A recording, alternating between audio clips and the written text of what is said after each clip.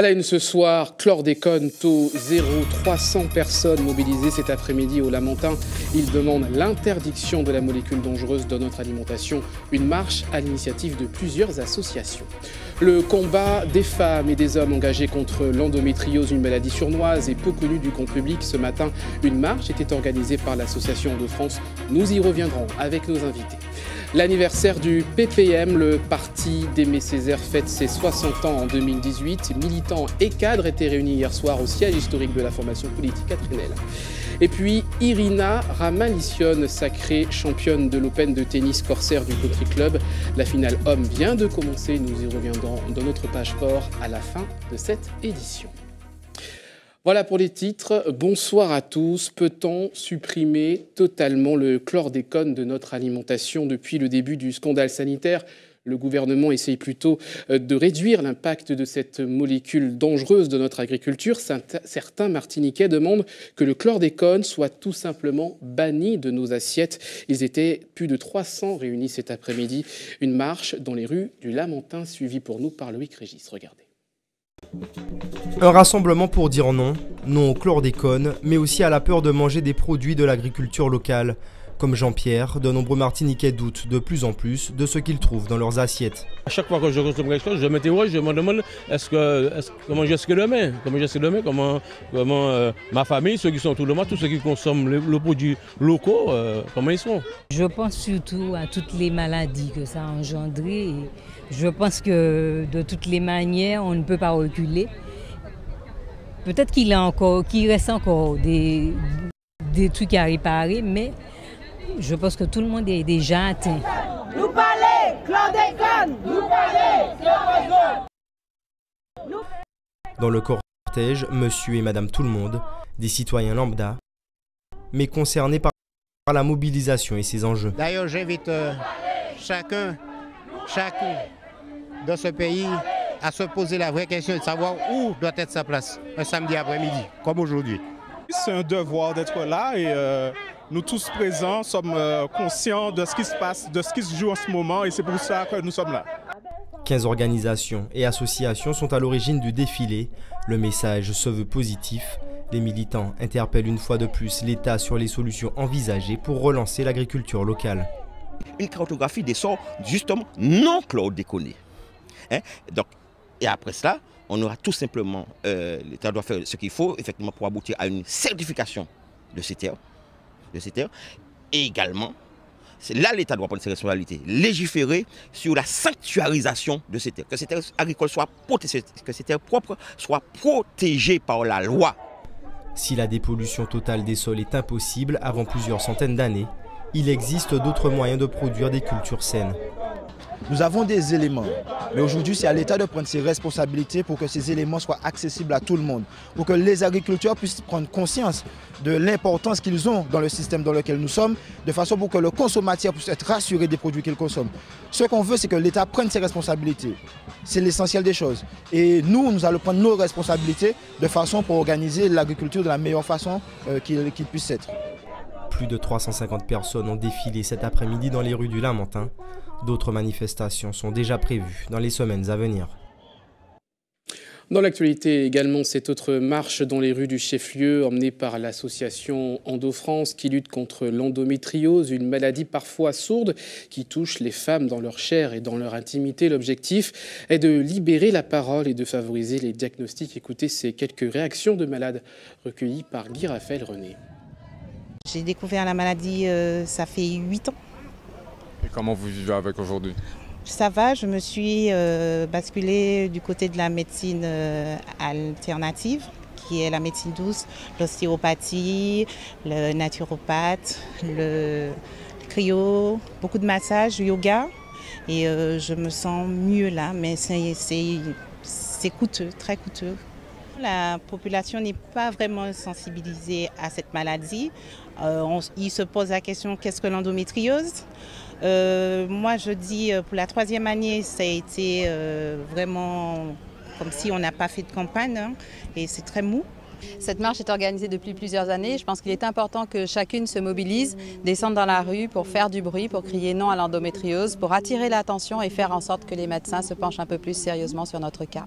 Il est clair qu'en Martinique, c'est un petit peu plus difficile. La prise en charge est peut-être un peu plus difficile parce qu'il n'existe pas de centre dédié à la prise en charge de l'endométriose. Mais heureusement, nous avons quelques gynécologues qui se sont spécialisés dans la lutte contre cette maladie et qui sont à même d'apporter des traitements qui nous permettent, je ne dirais pas d'y pallier, mais qui nous permettent d'être pris en charge et qui savent, le cas échéant, nous orienter vers de bons spécialistes en métropole. Il faut savoir qu'en Martinique, on relève les cas les plus importants chez des femmes de plus en plus jeunes. Ça veut dire qu'ici, nous avons quand même un réel problème. Et pour aller plus loin sur cette question ce soir, nous inviter pour le docteur Charles Cuist, gynécologue obstétricien. Bonsoir. Bonsoir. Merci d'avoir accepté notre invitation. Vous êtes accompagnée par Jeanne Martel, qui est représentante d'Endo-France Martinique. Bonsoir. Bonsoir. Vous étiez à l'initiative de cette marche, on l'a dit, il y a quelques instants. Alors d'abord, un chiffre, on estime qu'il y a à peu près 500 personnes, 500 femmes qui sont malades donc, de l'endométriose en Martinique. Est-ce que c'est un chiffre qui colle à la réalité, Jeanne Martel ? 500 femmes malades, je ne peux pas confirmer les 500 femmes parce que je me dis il y a des femmes qui n'osent pas en parler par pudeur. Donc, oui, si vous voulez, 500 femmes, mais je dirais plus. Je dirais plus parce qu'on entend davantage parler de l'endométriose quand même en Martinique. Alors, docteur Cuist, est-ce qu'il y a une difficulté pour le diagnostic aujourd'hui ? Oui, alors, pour revenir sur le chiffre que vous donnez tout à l'heure, dans le monde entier, on a fait de grandes statistiques quand même. On estime maintenant qu'il y a une femme sur 10 qui a de l'endométriose. Dans quelques pays, il y a une femme sur 7, mais en fait, donc il y a quand même plusieurs millions de femmes qui ont cette endométriose. Le diagnostic est difficile pour plusieurs raisons. Et on estime dans le monde entier, pas seulement en Martinique, qu'entre le moment où la maladie a commencé, le moment où le diagnostic, il se passe entre 7 et 10 ans. Et je dis bien pas seulement à la Martinique, mais partout dans le monde. Pourquoi ? Parce que nos sociétés ont intégré le fait qu'être une femme est douleur. Or, le symptôme principal de cette maladie, c'est la douleur. Alors, les règles d'abord et la douleur permanente après quand la maladie évolue. Et cette douleur n'est pas prise en compte. N'est pas prise en compte d'abord à la maison par la maman qui va banaliser cette douleur en disant « ce n'est rien, moi aussi j'étais comme ça quand j'étais jeune ». Le médecin traitant ne va pas le prendre en compte en disant « ce n'est pas grave, je vous ai examiné, il n'y a rien ». Et quand on découvre cette maladie, il se passe à peu près 7 à 10 ans et les lésions sont déjà là. On les découvre à un stade assez tardif. Alors, pour les téléspectateurs qui ne savent pas ce que c'est l'endométriose, même si on en parle de plus en plus grâce à l'action de votre association, c'est une maladie qui, notamment, impacte les femmes, et notamment au niveau de l'utérus. Alors, pour faire très bref, pour que les gens puissent comprendre, je les amène un tout petit peu par un cœlioscope, par le trou d'un cœlioscope. On fait un petit trou au niveau du nombril et on met une caméra pour regarder dans le ventre d'une femme qui a une endométriose. Qu'est-ce que nous voyons ? Nous voyons des tout petits points noirs qui sont en fait des petits nodules de muqueuse utérine qui sont comme un petit utérus, mais qui sont des muqueuses utérines qui sont passées par les trompes et se sont nidées dans le bas-ventre. Et à chaque règle, ils subissent la même chose que l'utérus, à chaque cycle, donc ils vont grossir et puis saigner. Mais comme ils saignent dans le ventre, ça entraîne une inflammation. Et à force de répéter cette inflammation, ça va donc entraîner des accolements entre les organes. Alors, Jeanne Martel, ça crée des douleurs. Et l'inflammation crée des douleurs. Justement, donc ça, c'est la maladie. On va parler des douleurs. Jeanne Martel, en tant que représentante de cette association, vous côtoyez ces femmes quotidiennement. Bien sûr. C'est une maladie qui est difficile à vivre ? C'est une maladie qui est très difficile à vivre. Parce qu'on dit que c'est une maladie handicapante qui fait qui fait souffrir énormément, d'une part, et d'autre part, que je parle de la souffrance physique, quand je dis, et d'autre part, il y a la souffrance morale aussi qui rentre en compte. C'est une maladie qui est très handicapante sur le couple, hein, sur dans le milieu professionnel, familial. Donc, en effet, c'est une maladie très handicapante qui fait très, très souffrir. Déjà, on va dire aussi, selon la souffrance est un peu liée, bon, peut-être que le docteur en parlera, selon les liaisons, les douleurs sont de plus en plus persistantes. Alors, parmi les conséquences, docteur, il y a notamment des difficultés pour les femmes qui veulent avoir des enfants. Est-ce qu'il y a des solutions aujourd'hui? Oui, il y a des solutions. On ne connaît pas la nature même de la maladie, on ne connaît pas la cause. On ne connaît pas pourquoi certaines femmes font de l'endométriose et d'autres non. Les causes sont multiples. Il y a des causes immunologiques, environnementales, hormonaux, etc. Donc, aujourd'hui, comme on ne sait pas la cause, on n'a pas de traitement efficace. Alors, vous me dites quelle prise en charge? Oui, il y a les prises en charge qu'on a pour améliorer la qualité de vie de nos patientes. C'est tout ce qu'on peut faire, c'est un traitement palliatif. Calmer la douleur, d'une part. Et deuxièmement, on a pensé qu'en supprimant les règles, on arrive aussi à atténuer les douleurs, puisque les douleurs sont essentiellement des douleurs des règles. On ne guérit pas la maladie, mais au moins on améliore la qualité de vie. Et puis un troisième élément que un de vos reportages a dit tout à l'heure, c'est apprendre à ces femmes à adapter leur comportement, à changer leur alimentation, éviter le stress, à avoir un appui social, à faire du sport, un certain nombre de choses qui vont tous ensemble leur donner une meilleure qualité de vie. Alors je reviens à la question que vous posez sur le problème de l'infertilité, qui est un gros problème de l'endométriose, parce que quand la maladie évolue, ça va empêcher à terme ou bien rendre difficile la venue d'une grossesse. Et ce qu'on nous recommande maintenant, ce que la Haute Autorité de la Santé nous recommande maintenant, c'est les PMA, les procréations assistées, médicalement assistées, très rapidement, chez des femmes qui décident une endométriose, qui ont une endométriose et qui veulent faire un enfant, de recourir rapidement à la PMA. Mais je vais encore plus loin. Ce qui va apparaître, ce qui est en train d'arriver actuellement, c'est d'arriver à congeler les ovules. Maintenant, on sait le faire. Jusqu'à maintenant, on ne savait pas le faire. C'est arriver à congeler les ovules de nos jeunes filles, sur lesquelles on diagnostique une endométriose. On congèle leurs ovules entre 20 et 25 ans. Et puis, si vers 35 ans, elles veulent faire des enfants et qu'elles n'y arrivent pas, elles savent qu'elles ont des ovules en réserve. Donc l'important, évidemment, c'est de lancer un diagnostic assez précoce. Est-ce qu'au niveau des femmes que vous rencontrez dans la société martiniquaise, est-ce qu'il y a une véritable sensibilisation à cela, et notamment au niveau des douleurs des règles? Certains considèrent que c'est normal. Est-ce qu'avec les différentes actions que vous avez menées, est-ce que vous avez réussi à changer un peu les mentalités? Oui, parce que il y a quelques années de cela, déjà, les femmes n'osaient pas en parler. Maintenant, elles en parlent un peu davantage. Elles comprennent que il y a un travail, elles ont un travail à faire sur elles-mêmes pour pouvoir accepter la maladie, accepter et pouvoir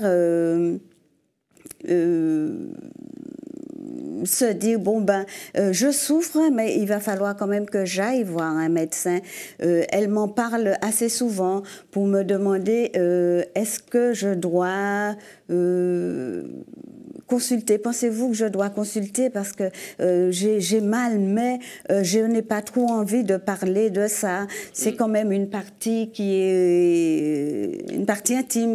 Alors oui, je rencontre des femmes qui... Mais c'est quand même un peu tabou, si on veut. Un peu tabou parce que déjà, ne serait-ce que pour se présenter devant une caméra, il y a des femmes qui n'osent pas le faire, qui refusent encore de le faire. Donc, oui, je dirais elles étaient à peu près 300 cet après-midi en rue de Fort-de-France. Je voulais juste rajouter quelque chose à ce qu'il a dit. Je vais prendre quelques secondes.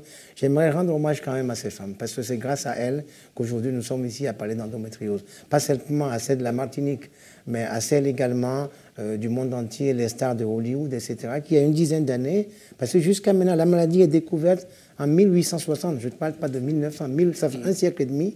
Et on l'avait mis comme ça, là, sous le boisseau, parce que ça n'intéressait personne. Et il a fallu que ces stars de Hollywood et ces femmes que nous voyons ici osent venir en public, mettre leur intimité sur la place publique, que ces grandes stars ou ces femmes qui, de quotidien, disent parler de leurs règles. Et c'est quelque chose d'extraordinaire et j'admire leur courage et je pense qu'il faut leur rendre hommage. C'est comme si demain une association d'hommes va sur la place publique pour parler de leur prostate. On ne peut pas imaginer ça. Mais ces femmes ont du courage de le faire et je crois qu'il faut leur rendre hommage. Et grâce à ce courage, on va pouvoir prendre les choses en main et faire évoluer. Et les choses évoluent très, très vite. Et Déjà en 10 ans, on a déjà des perspectives d'amélioration des traitements, des choses qui arrivent de manière très vite parce que pour une fois, on commence à regarder cette douleur avec moins de... Comment dirais-je, en disant c'est normal. Voilà. Une femme doit souffrir, c'est normal. Merci beaucoup, Dr Cuist. On termine sur cette note d'optimisme. Merci à vous d'avoir accepté notre invitation pour parler de cette grande marche contre l'endométriose. On poursuit ce journal direction le quartier Trenel à Fort-de-France. Le siège historique du Parti progressiste martiniquais a reçu militants et cadres hier soir à l'occasion des 60 ans du mouvement politique créé le 22 mars 1958 par Aimé Césaire. Et pour les membres du PPM, l'anniversaire a été un moment de rassemblement plus que jamais. Écoutez ces réactions recueillies par Michelet François. Les jeunes sont amenés à lire les écrits et on se rend compte aussi aujourd'hui, avec l'actualité politique actuelle, le paysage politique actuel, que Césaire était vraiment visionnaire et qu'aujourd'hui on se retrouve là avec par exemple la Corse qui demande son autonomie. On se retrouve avec des décisions qu'il avait déjà vues il y a quelques années auparavant et c'est vraiment ça. Le Parti progressiste martiniquais est vraiment un parti de valeurs sur des fondements humains, sur le social, sur les luttes et vraiment c'est important de travailler pour la Martinique. On a 3 événements, les 60 ans du Parti progressiste martiniquais, les 62 ans de la lettre à Maurice Thorez et puis aussi le 10e anniversaire du départ d'Aimé Césaire. Quand on lit et on relit la lettre à Maurice Thorez, on prend tout de suite la dimension contemporaine de ce courrier, qui est d'actualité. Nous menons toujours un combat contre toute forme d'asservissement, contre toute sorte d'autocratie, pour le progrès, avec la capacité de construire ce progrès dans un développement assumé par nous-mêmes. C'est-à-dire ce qu'il a appelé à cette époque-là, en 1956, le droit à l'initiative. Et cette revendication, jusqu'à ce jour, n'a pas abouti, puisque nous n'avons pas de vrai droit à l'initiative. Nous voulons à la fois bénéficier de l'égalité des droits au sein de la République, c'est 1946, droit à la justice, les droits sociaux, les droits humains, les libertés, mais nous souhaitons et nous voulons aussi que la Martinique ait la possibilité de mener des politiques de différenciation politique, c'est-à-dire adapter les règlements, les règles, nous permettre d'adapter aussi des lois, nous permettre aussi, dans les domaines de compétences, de pouvoir édicter la loi, de telle sorte qu'on puisse construire à la fois notre développement tout en respectant notre géographie, notre histoire et notre culture. Voilà donc pour ce rassemblement dû à l'anniversaire du PPM, c'était hier soir à Fort-de-France. Et puis dans le courant de ce journal, nous reviendrons sur cette rencontre de passionnés de radio amateurs. Ils étaient réunis aujourd'hui. Ils ont notamment donc recueilli plusieurs fonds pour aider leur ami de la Dominique. Restez avec nous dans votre journal à suivre, votre JT des communes du samedi consacré ce soir à Édouard Glissant, un colloque consacré à l'œuvre de l'écrivain s'est déroulé cette semaine. Nous reviendrons notamment sur son héritage littéraire et puis nous irons au Diamant, une commune marquée par l'homme de lettres. Il y est enterré, les habitants gardent en mémoire un citoyen accessible à tous. Mais d'abord, de la danse au Lamentin, l'Office de la culture proposait ce samedi la 3e édition de danse avec le Lamentin. Au programme, plusieurs styles. Petit aperçu avec ces images signées Loïc Régis.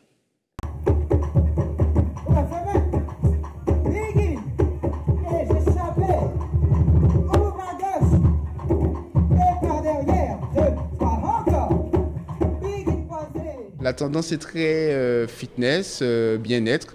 Donc nous avons dit que cette année nous allions proposer dans le cadre de danse avec le Lamentin une thématique autour de ce sujet qui est d'actualité puisque les gens sont très soucieux de leur santé.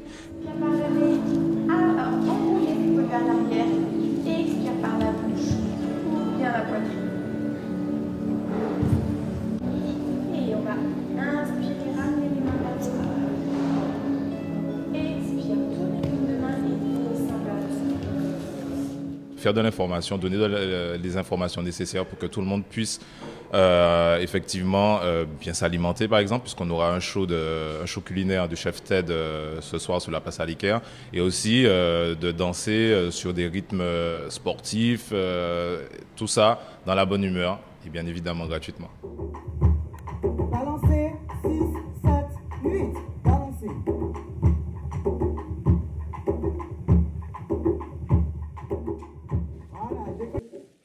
C'est l'heure de retrouver votre JT des communes du samedi. Ce soir, il est consacré à Édouard Glissant.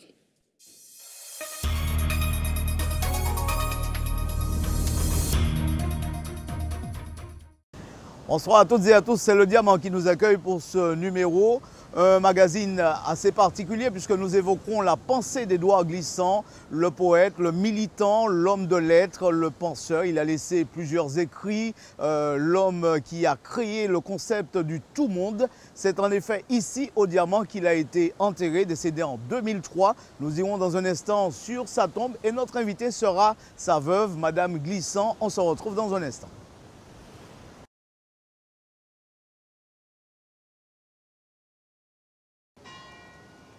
Mieux comprendre l'œuvre d'Édouard Glissant autrement que par la recherche ou sur les bancs des facultés, c'est un peu ce qui a réuni en Martinique une quarantaine d'universitaires venus du monde entier. Durant 4 jours, ils se sont réunis à l'occasion d'un colloque international sur le poète, le militant, l'homme de lettres. Édouard Glissant, né à Sainte-Marie, mais enterré au Diamant. Retour sur cet événement avec Louis Sabas. Quartier Bezaudun, Sainte-Marie. Ces chercheurs et étudiants en littérature découvrent le Morne-Macroix, le lieu de naissance d'Édouard Glissant. Et si sa maison natale a disparu depuis 2004, emportée par un glissement de terrain, la rencontre avec ce lieu émeut ses visiteurs qui ont dans la tête des images ou des scènes issues des écrits de Glissant. Je l'avais lu, relu, je l'avais vu dans un documentaire. Là, je le vis à peine. C'est une émotion extrêmement forte. Son dernier ouvrage commence avec cet endroit, avec les bêtes. Je suis conscient du glissement, du désastre qui s'est passé par la suite. Mais je pense que tout le rythme de l'œuvre, toute sa démesure se trouve dans ce lieu. La reculée et ses berges fait aussi partie de leur échappée sur les traces de Glissant, pour une scène de vie d'antan. Il s'agit pour les visiteurs de mieux comprendre la culture et la pensée de celui qui a été, entre autres, professeur distingué de littérature française à l'Université de New York, fondateur de l'IME, l'Institut martiniquais d'études, et directeur du Centre d'études françaises et francophones de Louisiane. Une fonction aujourd'hui occupée par son ami. Il se souvient de l'influence du martiniquais. Il est venu en 1988 et il faut comprendre que pour un universitaire traditionnel, Glissant est un météore. Ils ne savent pas trop quoi en faire. Mais quand on l'a assimilé, quand on l'a écouté, on s'aperçoit que tous les problèmes qu'on se posait, il faut en quelque sorte les redisposer. Donc il a une influence qui n'est pas une influence superficielle de citation, de reconnaissance, etc. C'est une influence qui prend tout l'être. La femme d'Édouard Glissant est elle aussi présente. Et ce colloque, comme c'est sorti, boucle symboliquement le travail accompli par son défunt époux. C'est vraiment un événement et si vous voulez, Édouard, toute sa vie est allé partout. Il a porté son lieu, comme il disait, dans le tout monde. Et là, c'est le tout monde qui vient ici, qui rejoint son lieu, où il disait, et spécialement ici, il disait où tout commence. C'était donc le Morne-Bezaudun où il est né, bien sûr, et tout cet entour qui est extrêmement important pour lui. Antianité, identité, relation ou tout monde. Les systèmes de pensée développés par Édouard Glissant dans ses ouvrages ont eu un écho mondial. La comparaison avec Aimé Césaire est souvent faite, mais leurs idées littéraires et philosophiques ne s'opposent pas, elles seraient même complémentaires. Il nous fallait d'abord passer par le discours de la négritude pour que les afro-descendants acceptent leur identité post-esclavage. Et Glissant propose, à travers le discours antillais, de retrouver véritablement ce qui constitue notre identité multiple et composite. Le colloque aura duré 3 jours, 3 journées riches d'enseignements pour ces hommes et ces femmes de lettres venus des 4 coins du monde. Vous le disiez en préambule, Édouard Glissant est né à Sainte-Marie, mais c'est ici, au Diamant, qu'il a vécu durant de longues années. Nous sommes justement devant la demeure qu'il a accueillie. Édouard Glissant, enterré dans cette même commune, une maison qui est en passe de devenir un lieu de création pour artistes. C'est en tout cas le projet avancé. Le reportage de Louis Sabas. 6J au cimetière du Diamant, Édouard Glissant. Mais si l'écrivain s'est éteint il y a 7 ans maintenant, son souvenir demeure bien vivace. Notamment dans l'esprit de Herminie. Vendeuse au marché durant une trentaine d'années, elle a conversé avec le couple Glissant et leur fils venu acheter fruits et légumes. Elle se souvient d'un homme simple et chaleureux dans ses rapports. C'était un monsieur qui était très ouvert. Il parlait de la marchandise, un peu de tout. Et puis, j'allais amener des fruits, des légumes chez M. Glissant aussi. Parmi les Diamantinois à avoir côtoyé Édouard Glissant, il en est un et pas des moindres. Le maire de la commune, il a été son élève. C'est un peu grâce à ce professeur bien particulier qu'il occupe aujourd'hui les fonctions d'édile. Dans ma dernière année de scolarité, j'ai eu Édouard Glissant comme professeur de philo. On avait à travers Édouard quelqu'un qui voulait nous guider. Et qui nous donnait des points essentiels comme avoir toujours une personnalité, avoir toujours confiance en soi, être toujours soi-même. Et Édouard voulait que tous ceux qui étaient dans cette classe, nous soyons des hommes responsables. Et tous, ils ont tous des hautes fonctions, des hautes responsabilités au niveau de la Martinique et ailleurs. Et aujourd'hui, nous disons merci à Édouard. En hommage, une rue porte désormais son nom au Diamant. D'autres projets sont en cours, comme celui d'une résidence de création portée par sa femme, Sylvie Glissant. Mais l'un des plus importants est celui d'un musée au cœur du bourg. Dès que l'école du bourg sera désaffectée, puisque nous avons comme projet de construire une nouvelle école, et pour désaffecter l'école du bourg, et ce lieu sera dédié à un musée. Et à l'intérieur, nous aurons le musée d'Édouard Glissant, puisque ce sera un haut lieu culturel. Et nous voulons qu'Édouard soit honoré dans cet espace, puisqu'il a eu à plusieurs reprises l'occasion d'être inspiré par la ville du Diamant. La municipalité du Diamant a une réelle volonté de mettre en avant son illustre résident. Jusqu'au cimetière, où sa sépulture est choyée, car elle attire ceux qui apprécient son œuvre. Ils viennent du monde entier. Vous avez beaucoup de visiteurs viennent au Diamant, que ce soit à l'office ou au musée du Père David, et demandent là où est placée la tombe d'Édouard Glissant. Voilà. Donc en fait, la municipalité veut mettre en place un certain nombre de moyens d'accueillir ces gens, de façon à ce que dès l'entrée du cimetière, qu'ils sachent où se trouve la tombe d'Édouard Glissant. Né à Sainte-Marie, Édouard Glissant avait donc fait du Diamant sa commune d'adoption. Il y a occupé plusieurs maisons, toutes face au rocher du Diamant, avec lequel il semblait avoir un rapport particulier.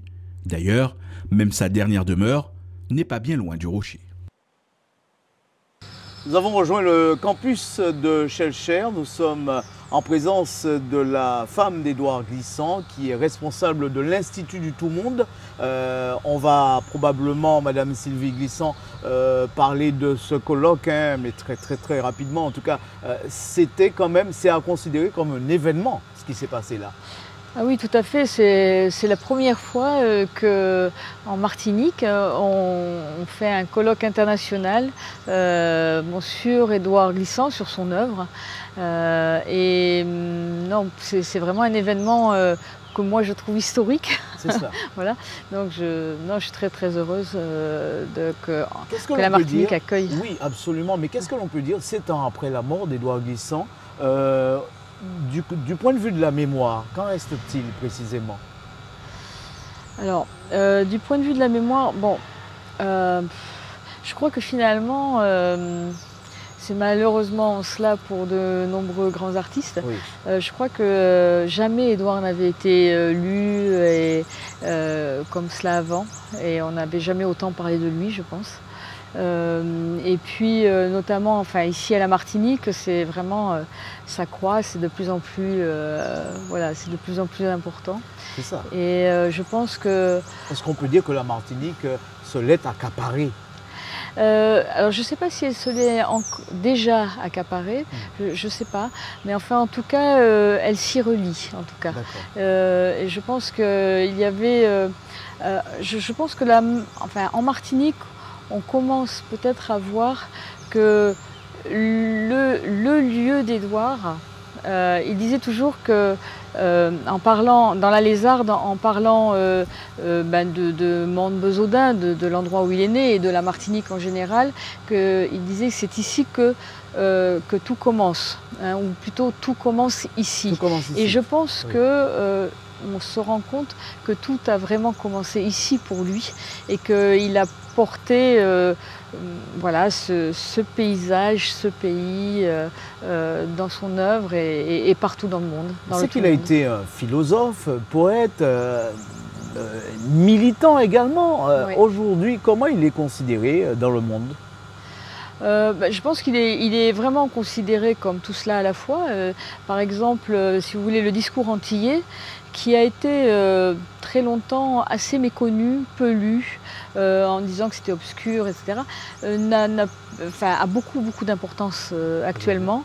Oui. On le relit parce que voilà, il traite vraiment de ce réel antillais, de cette matière.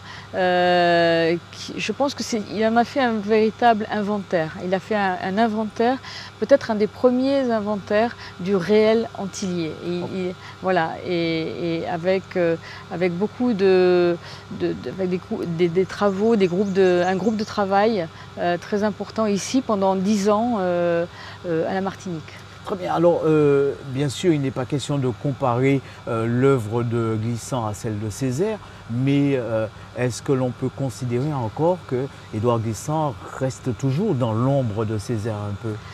Alors, oui, bon, alors, vous savez, ces histoires d'ombre, oui. Tout ça, bon, je pense que c'est un peu vain. Je crois qu'il faut arrêter de se situer. Il y a Césaire et il y a Glissant. Oui, mais en même temps, si vous voulez, il y a Césaire, il n'y a pas seulement Césaire et Glissant. Oui. Je pense que Aimé Césaire et Édouard Glissant avaient une véritable connivence poétique, étaient en connivence poétique. D'accord, le lien entre créolisation et puis négritude. Oui, mais ça, si vous voulez, c'est bien sûr, mais c'est totalement différent et en même temps c'est relié. Je pense qu'Édouard, on ne sait pas du tout ce qu'Édouard a écrit et a dit sur Césaire, et c'est très important. On a fait un colloque il y a quelques années sur Saint-Jean-de-Perse, Aimé Césaire et Édouard Glissant, et je vous assure que ça a vraiment fait émerger toutes ces connivences poétiques qui sont là. Et alors après, évidemment, on en a fait, c'est toujours pareil, hein, voilà, politiquement, on en a fait, peut-être on a un peu instrumentalisé certaines choses, mais je ne veux pas en parler, et puis je ne connais pas assez bien cela. Moi, je ne me passe que de la perspective du poétique et de ces poétiques qui se rejoignent. C'est dans un même paysage. Aujourd'hui, il faut signaler que vous êtes responsable de l'Institut du Tout-Monde qu'il a lui-même créé. Ça donne quoi aujourd'hui? On en est où? Ben, écoutez, l'Institut du Tout-Monde se développe comme jamais, donc nous continuons un peu sur ces projets qu'avait lancé Édouard Glissant. Nous développons évidemment des soirées poétiques qui s'intitulent les Poétiques de Résistance. Oui. Voilà. Et puis des séminaires de philosophie. Et là, à partir justement de ce colloque, maintenant, nous allons créer un véritable centre d'études glissantiennes, mais qui va aussi étudier tous les grands auteurs, toutes ces pensées du monde, voilà, avec lesquelles il était lui aussi relié. Alors, dernière question, ce projet de création de maison de création d'artistes. Oui, en fait, nous avions envie, en fait, vous savez, bon, Édouard a un lieu en Martinique qui est une maison qui est au Diamant, hein, c'était son lieu, il a beaucoup écrit dans ce lieu. Et vraiment, nous avons vraiment le souhait que cette maison devienne d'en faire une résidence de création pour les artistes. C'est-à-dire que les artistes puissent venir, si vous voulez, écrire ou peindre ou préparer un film. Parce que vous le dites vous-même, Édouard Glissant n'est pas mort, il est là. Oui, puis là on le sent vraiment, là, avec ce colloque, il y a vraiment, sa parole résonne partout et très très entendue, particulièrement je crois parce qu'elle est dans son lieu. Voilà. Merci Sylvie Glissant de nous en avoir parlé. On vous souhaite encore bien du courage. Il vous reste beaucoup de travail avec cet Institut du Tout-Monde et puis tous vos projets, du succès pour tous ces projets. Merci, ça a été un plaisir pour moi d'échanger avec vous quelques instants. Et merci aussi de m'accueillir. Merci. Parce que moi je ne suis pas de Martinique, j'ai vécu longtemps avec Édouard. Mais vous êtes en Martinique et vous êtes de la Martinique. Je me sens d'ici. Absolument. Très bien. En tout cas, merci de nous avoir suivis. Quant à vous, on espère que vous avez passé un agréable moment en notre compagnie. On se retrouve la semaine prochaine pour d'autres aventures en d'autres lieux. Passez une très belle soirée sur ATV. À bientôt. Quand je dis que le monde entier se créolise, parce que c'est cela, ce partage, c'est une créolisation. Ça ne veut pas dire qu'il devient créole, n'est-ce pas? Ça veut dire qu'il entre dans une période de complexité et d'entrelacement tel que il nous est difficile de le prévoir. Le monde est inextricable. Mais il y faut de l'intuition et il y faut un changement de l'imaginaire. Et c'est ce changement de l'imaginaire, tant qu'on n'aura pas fait cela, tant qu'on n'aura pas accédé à ce changement de l'imaginaire, nous continuerons à nous tuer entre nous. Donc, le poète est celui qui se bat pour ce changement de l'imaginaire. Et aussi, il peut se battre pour des causes concrètes et réelles, n'est-ce pas? Ça, c'est une autre question. Mais ce changement de l'imaginaire, il faut absolument que nous arrivions à l'établir parmi nous. On va poursuivre ce journal avec cette activité de passionnés de la télécommunication. Les radios amateurs occupent leur temps libre à échanger avec des inconnus. Un hobby qui prend tout son sens lors de catastrophes naturelles comme le cyclone Maria notamment, qui a dévasté la Dominique cet après-midi. Les adeptes de la télécommunication ont partagé leur univers avec le grand public. Voyez ce reportage de Guy-Raphaël René.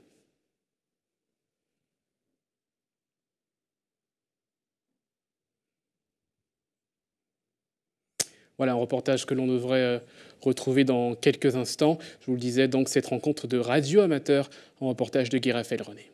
Pour la fréquence, avez-vous compris de laisser en stand-by? Edmond est cibiste depuis 40 ans à Rivière-Pilote. Il fait partie des pionniers et passionnés de la discipline en Martinique. Ces nombreux appareils qu'il collectionne depuis plusieurs décennies témoignent de son engouement. C'était un collègue qui faisait un peu la plongée sous-marine, qui s'appelait Germain. Et puis pour pouvoir nous contacter, quand j'étais au niveau de Rivière, à Fort-de-France, et lui était à Rivière-Pilote pour nous contacter et me l'a fait acheter un appareil, une VX. Et puis à ce moment-là, on a vers cette poste-là pour parler avec lui chez moi et chez lui. À ce moment-là, je me suis lancé au niveau de la poste de Sibi. J'avais commandé avec un Cocon de 2 et puis lui, il avait une autre poste et puis ça part de là, c'est commencé. Pour ces passionnés des radiocommunications, cibistes ou radioamateurs, le matériel de base est le même. Un poste émetteur-récepteur, une alimentation et une antenne. La CIBI, c'est la porte d'entrée vers le radioamateurisme. Le CIBIS, bon, pour commencer par lui, n'a pas besoin, 1, de passer un examen, 2, est limité à un certain nombre de fréquences. Donc, ils sont des fréquences dites libres. Maintenant, les radioamateurs, eux, ils ont un autre statut, si on peut dire, puisque tout d'abord, pour pouvoir être radioamateur, donc pouvoir émettre sous toute des bandes de fréquences beaucoup plus larges, doivent tout d'abord passer des examens. Dans des situations extrêmes, lorsque les moyens de communication traditionnels sont en berne, Les ondes radio s'avèrent la méthode la plus fiable pour établir un contact. Gilles est membre de l'association départementale des radioamateurs au service de la sécurité civile, la DRASEC. Après le passage de l'ouragan Maria en septembre dernier, il faisait partie d'un détachement d'urgence sur l'île de la Dominique. Tout était cassé, tout était détruit, les bâtiments, bien évidemment toutes les infrastructures de communication, pas de téléphone, pas d'internet, pas de FM, rien du tout. J'étais là pour assurer les communications entre notre détachement et le PC de crise à la Dominique et également entre la Dominique et le reste du monde, disons notamment la Martinique, la cellule de la préfecture. Même la communication via valise satellitaire ne fonctionnait pas très bien à cause de la couverture nuageuse, à cause de certains nombre de problèmes techniques. Heureusement, les radioamateurs qui constituent un réseau international et qui fonctionne H24, 365 jours par an, étaient là avec leurs moyens techniques pour suppléer ce manque de communication. La radiocommunication, un vecteur de solidarité. Le rassemblement d'aujourd'hui avait pour but d'ouvrir ce monde au grand public. Il marque aussi le lancement d'une campagne de collecte pour les sinistrés de la Dominique. Beaucoup de produits d'hygiène, donc couches, serviettes hygiéniques, des serviettes de toilette, du savon de Marseille, des brosses à dents, des groupes électrogènes, des clous et des marteaux. Les radioamateurs dominicains ont beaucoup travaillé pendant le cyclone.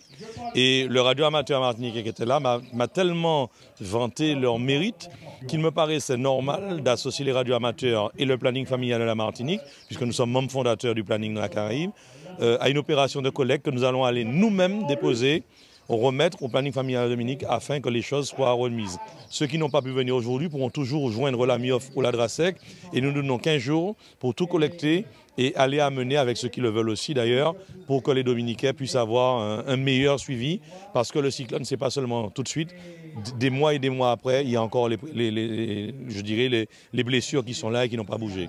Aujourd'hui, la Martinique compte une soixantaine de cibistes et environ une centaine de radioamateurs.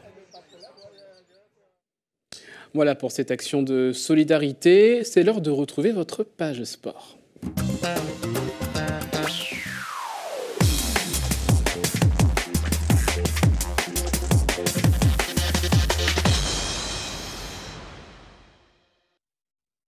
Et on revient sur l'une des principales informations de la semaine avec le tennis et la fin de l'Open Corsair du Country Club de Schellcher. La finale femme s'est déroulée et c'est Irina Ramalison du club Sénon de Bordeaux qui a remporté le titre chez les filles. On voit cela avec José Lechertier. Alice Basquier au premier plan est sociétaire du tennis club de Senon près de Bordeaux. La jeune femme est 33e au classement français et bien déterminée à remporter ce match. Cela se vérifie, Alice porte des coups bien placés. Irina parcourt le terrain de gauche à droite et s'incline 4-6 sur le premier set.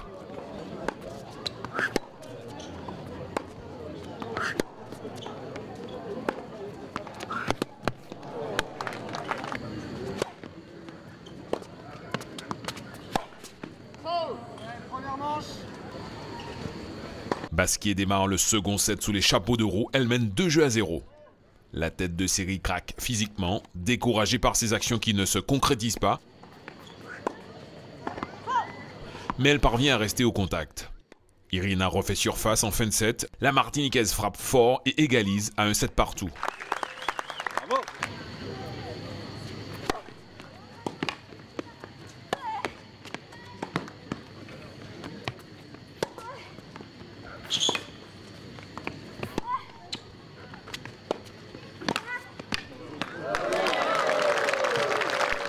C'est au tour d'Alice de lâcher prise physiquement, mentalement après un début de match tonitruant.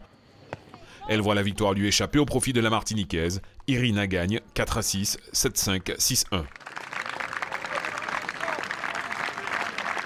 C'était tellement serré que moi j'ai jamais lâché en fait. Voilà, j'étais tellement nerveuse dès le premier set, je me disais qu'il fallait vraiment que je m'accroche jusqu'au bout parce qu'on ne sait jamais. Là, un match de tennis, tant qu'on ne s'est pas serré la main au filet, c'est jamais terminé. Donc voilà, je me suis accrochée jusqu'au bout et puis ça a tourné en ma faveur. C'est vrai, je menais, mais elle jouait bien. Enfin, tout était serré depuis le début, donc c'était pas facile. Et elle a su plus serrer le jeu que moi au moment important. Et moi, après, au troisième, j'ai un peu baissé physiquement. Et voilà, ça a fait la différence. Elle frappe fort et elle connaît mes points faibles parce qu'on joue souvent. Donc voilà, et quand j'étais un peu moins bien, elle a su appuyer sur mon point faible. Donc voilà. La finale masculine a lieu en ce moment. Elle oppose le Martiniquais Johan Tatlo à l'Ukrainien Artem Smirnov. Voilà, victoire de la Martiniquaise Erinia Ramalicione face donc à la Bordelaise. On reste dans le sport avec le résumé du reste de l'actualité sportive préparé par José Le Chertier et Caril Chassol.